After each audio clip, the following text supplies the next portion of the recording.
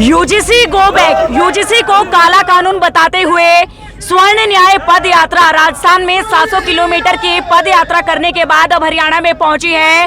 हरियाणा में इस पद यात्रा का आज तीसरा दिन है। 70 किलोमीटर की यात्रा हरियाणा में की जा चुकी है और अब ये यात्रा जो है करनाल में पहुंची है। तरावड़ी से होते हुए अब पथाना गांव में ये यात्रा पहुंची है। सर, क्या कुछ कहना चाहेंगे आज के कार्यक्रम के बारे में?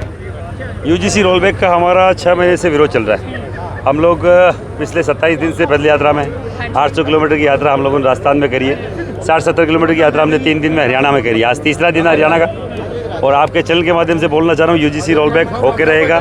हम पूरे प्रदेश में जाएंगे, पूरे देश में जाएंगे। हम 25 तारीख को पहुँच रहे हैं चंडीगढ़, बहुत अनुशासित तरीके से, अहिंसात्मक तरीके से, गांधीवादी तरीका होता है। पैदल चलने से बड़ा कोई अनुशासनिक कोई गांधीवादी तरीका हो ही नहीं सकता और संविधान हाथ में लेके चल रहे हैं। हम चाहते हैं हर एक प्रदेश में जाके जन जागरण करें। हमारी न्याय यात्रा का जो प्रयोजन है वो यही है कि आदमी उठे, अपने अधिकारों को समझे। यूजीसी क्या है ये 70% लोगों को नहीं मालूम, 80% लोगों को नहीं मालूम और जैसे ही मालूम चला तो ये देख रहे हैं, बुजुर्ग लोग साथ हैं, हर जाति बिरादरी के लोग साथ हैं। हमारे ब्राह्मण महासभा के पूरे सर्वा हमारे साथ पैदल चल रहे हैं। समझ रहे हैं, काय समाज के, वैसे समाज के ये चेयरमैन साहब है अग्रवाल समाज से। मैं बोल रहा हूँ हर जाति बिरादरी का व्यक्ति, कल जाट समुदाय के खूब युवा हमारे पास है। आपके चैनल के माध्यम से एक ही बात बोलना चाह रहा हूँ, जो हमारे बच्चों को जन्मजात अपराधी घोषित कर देगा ऐसा कानून हम लोग कतई आने देंगे नहीं। चाहे सरकार बदलना पड़े और चाहे किसी का तख्ता पलट करना पड़े, हम वो लोग हैं जो सरकार को लाएं। किसी की गलतफहमी है कि सरकार किन्हीं और के कारण से आई है। जिनको राजी करना चाह रहे हो ना, वो कभी बीजेपी थे ही नहीं। ये गोद वालों को छोड़ के पेट वालों पे आस कर रहे हो ना, तो मिसक्रेज हो जाएगा, समझ में नहीं आएगा। इस देश को समझ में आ जाएगा हम लोग क्या चाहते हैं क्या नहीं।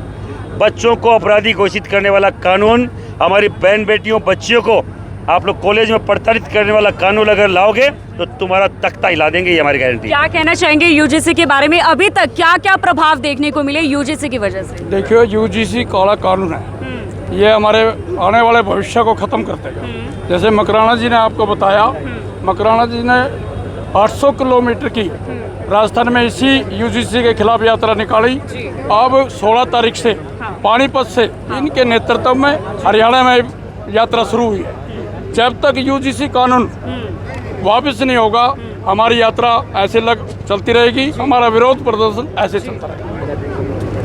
सर, क्या कुछ कहना चाहेंगे? यूजीसी का काफ़ी ज़्यादा विरोध किया जा रहा है, क्या लगता है कि सरकार वापस लेगी इस कानून को? सरकार को लेना चाहिए, उसे देखना चाहिए। सभी समाज के लोग इस यात्रा में सहयोग कर रहे हैं और बढ़ चढ़कर भाग ले रहे हैं। ये गलत कानून का विरोध करना और करना चाहिए, पूरा दबा के करना चाहिए। सर, थोड़ा सा व्यूअर्स को बताएं, गलत तरीके से कैसे साबित हो रहा है यूजीसी? क्या क्या प्रभाव देखने को मिल रहे हैं? इसके प्रभाव देखने को इतने मिलेंगे कि इसके आप वो पढ़ो उसके जो भी। सर, क्या कुछ प्रभाव देखने को मिल रहे हैं यूजीसी की वजह से? क्या कुछ इफेक्ट पड़ रहा है? इसके इफेक्ट अभी मकराना साहब ने बताया कि हम अपनी बहन बेटियों को किसी दूसरे के हवाले नहीं करना चाहते। इसमें एक जनरल कैटेगरी की बच्ची को कोई एससी का बच्चा प्रपोज करता है और उसके ऊपर अगर वो नहीं मानती है तो फिर उसके ऊपर वो एससी एक्ट लागू होता है। कहाँ का कानून है ये दो समाजों में बांटने वाला कानून है।